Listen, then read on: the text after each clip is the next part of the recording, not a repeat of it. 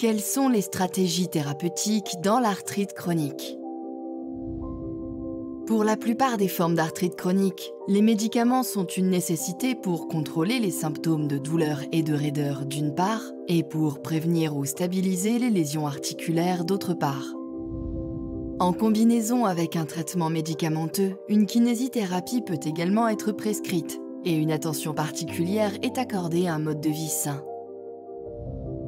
À chacun des principaux types d'arthrite, polyarthrite rhumatoïde, spondylarthrite ankylosante, arthrite psoriasique, correspond une stratégie de traitement spécifique.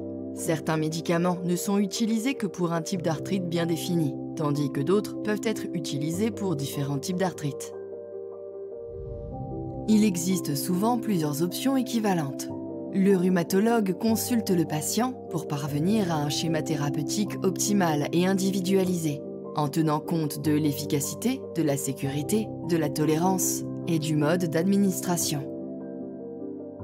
Les catégories de médicaments suivantes peuvent être utilisées: analgésiques, anti-inflammatoires, dérivés de la cortisone, traitement de fond classique, biothérapie, inhibiteurs de JAK. Les analgésiques, par exemple le paracétamol ou le tramadol, n'agissent que sur la douleur et non sur les mécanismes immunitaires sous-jacents. Ils n'empêchent pas l'apparition des lésions articulaires. Ils sont généralement prescrits en association avec d'autres médicaments. Les anti-inflammatoires non stéroïdiens ou AINS, agissent sur la douleur et la raideur inflammatoire.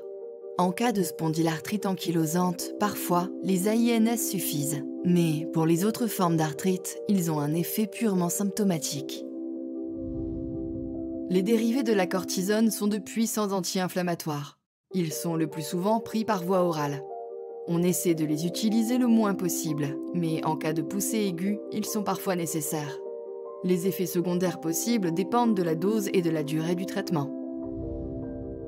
Parfois, ils sont également utilisés sous forme d'infiltration dans une articulation.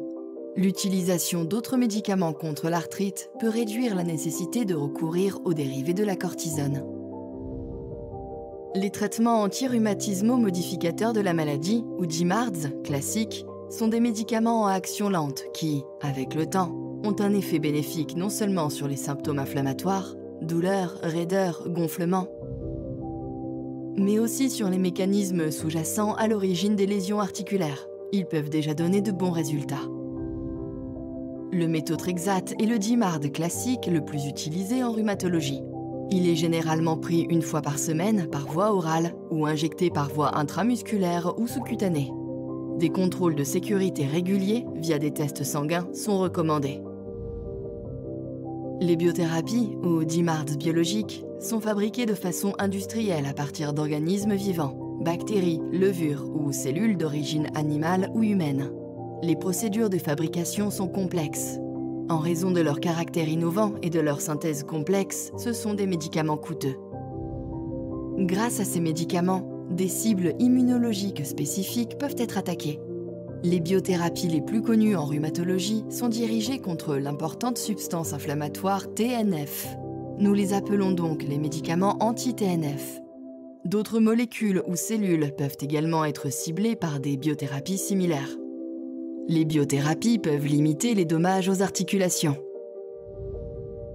Les biothérapies sont administrées soit par perfusion intraveineuse à l'hôpital, soit plus souvent par injection sous-cutanée. Les injections sous-cutanées peuvent se faire à domicile, ce qui vous donne une plus grande autonomie.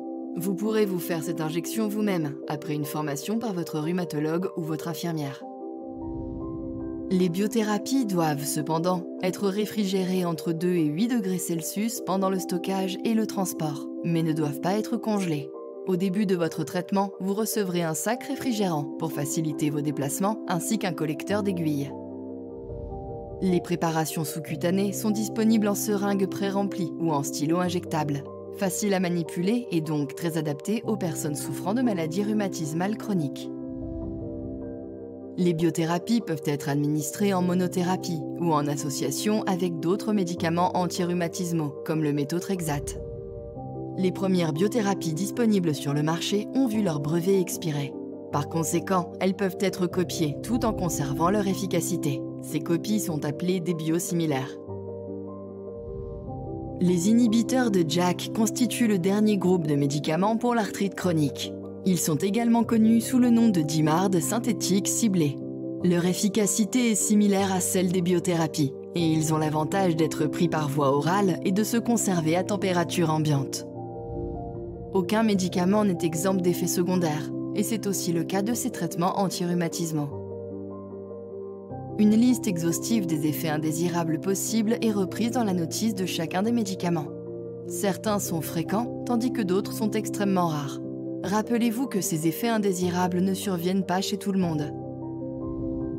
Votre équipe soignante vous informera des effets secondaires et des précautions liées à votre traitement. Même s'ils ne guérissent pas la maladie, ces traitements sont indispensables pour soulager les symptômes douloureux et inflammatoires, éviter ou limiter les destructions articulaires et maintenir l'autonomie. Pour cela, ils doivent être pris de manière adéquate, conformément à la prescription de votre rhumatologue. Si vous avez des difficultés, pour quelque raison que ce soit, à suivre votre traitement comme prescrit, n'hésitez pas à en parler à votre rhumatologue. Vous êtes un partenaire indispensable. La séquence des traitements utilisés dans les différents types d'arthrite dépend de ce qui est connu sur base des études scientifiques et dépend également des critères de remboursement de chacun des médicaments. Ainsi, par exemple, les biothérapies ne sont remboursées que lorsque les traitements conventionnels, comme le méthotrexate dans la polyarthrite rhumatoïde et l'arthrite psoriasique, ou comme les AINS dans la spondylarthrite ankylosante, se sont avérés inefficaces, ou lorsqu'ils ne peuvent pas être utilisés pour des raisons d'intolérance ou de contre-indication. N'hésitez pas à poser toutes vos questions concernant votre traitement à votre rhumatologue, votre infirmière ou votre médecin généraliste. Vous pouvez également consulter le site des associations de patients Claire ou Arthrite sur www.claire.be ou www.arthrites.be.